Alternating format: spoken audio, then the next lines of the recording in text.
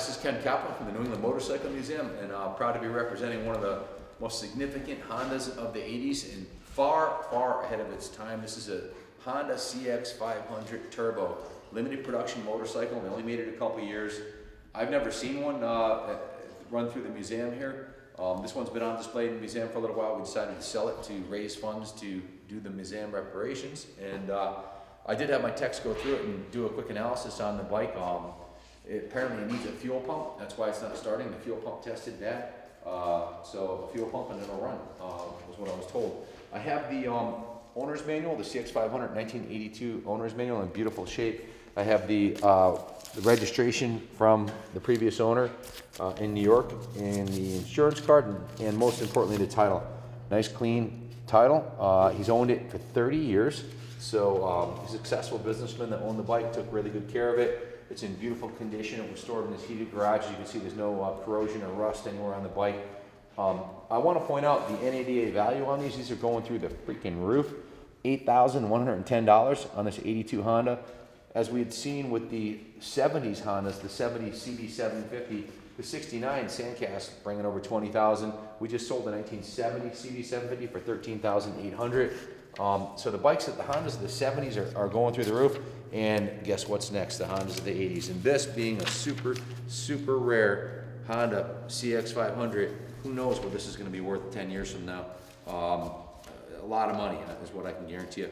Better than money in the bank. A lot more fun investment than a 401k, and it's going to go up in value. And every day you can walk out in your garage or your man room or your museum and look at it and go, wow, this thing's freaking beautiful. It's like a spaceship. The Honda CX500 Turbo was Honda's ultimate weapon in the 80s war for the motorcycle market. 82 horsepower, 121 miles, 82 horsepower out of a 500, which is ridiculous.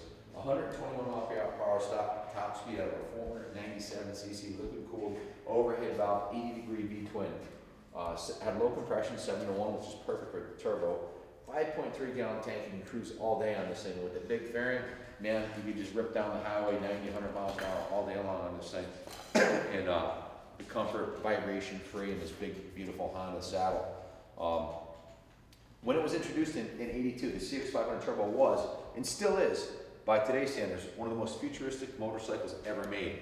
It not only featured turbocharging, ramming extra fuel and air mix into the engine to increase horsepower, but also computer control of the turbocharging, fuel injection, ignition, and numerous other advanced features. It was not only a technological feat, but a technological feat in a beautifully crafted Honda engineered package.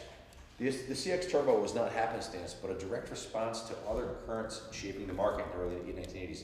Yamaha was battling for supremacy in the motorcycle market, and they wanted to win.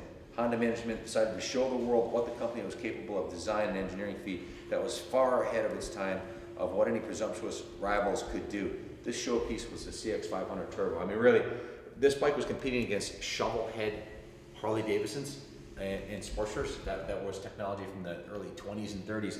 This was like a space shuttle compared to bikes of the era. Turbocharged, V-twin, shaft drive, triple disc brakes, long travel suspension, big beautiful fairing, perfect ergonomics, super bike bars with the tack and speedo placed. I mean, really, there was really not much to compare it to from that era that was technologically on the same level. It was in a class all its own. This 500cc engine competed power-wise with bikes twice its size.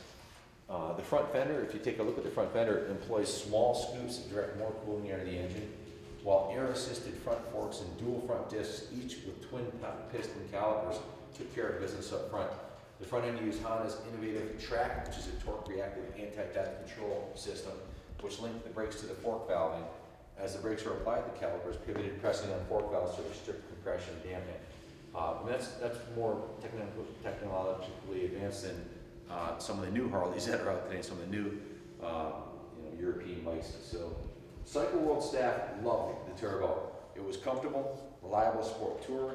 The fairing worked well to keep the rider out of the airstream, and the seat was comfortable, and the handlebars were in the right spot for most test riders. Vibration was nearly non-existent, and the controls were easy to operate. The horsepower boost came on at about 4,000 RPM and was fun, capital fun. Other magazines tested the Turbo came in with basically the same reaction. but the editors also said the bike's turbo boost was pure grin-producing fun. And isn't that what motorcycling is all about? The turbo works well as a sport bike on back roads for the long, fast, sweeping turns. So fun. That's what 500cc turbocharged motorcycle is about. Again, we did an analysis of the engine. It had 130 PSI. We adjusted the valve clearance on it, ran a leak dump test, checked the spark, checked it okay. The lights and the horn all worked good. Checked the ECU fault codes, there were none. Checked the fuel warning lamp, that was fine. Drained the old fuel from the tank.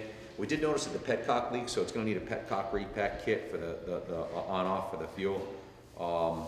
And the reason we diagnosed the reason it doesn't start is the fuel pump is failed. It needs a new fuel pump. So we pressure tested the cooling system, that checked out okay. So we put 3 hours of labor, $360 into the motorcycle, along with $65 in parts. So it does need a fuel pump.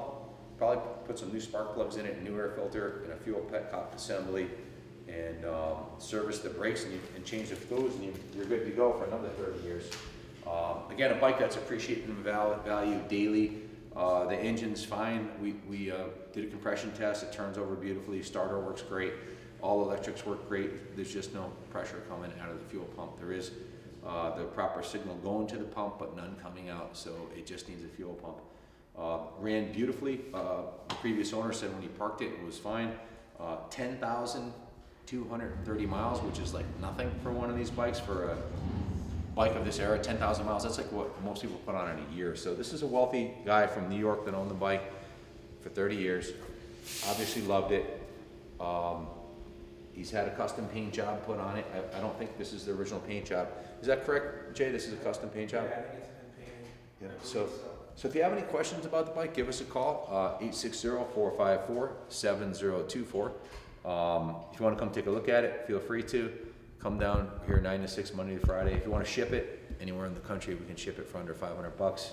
And a portion of the proceeds are going to fund the New England Motorcycle Museum restoration project. So you're not only preserving motorcycle history by buying this classic, technologically advanced Honda CX500 Turbo, but you're also helping build the motorcycle museum. So it's going to a good cause. Call us if you have any questions, 860-454-7024. Good luck bidding on the bike. Hope it goes a great home. God bless America.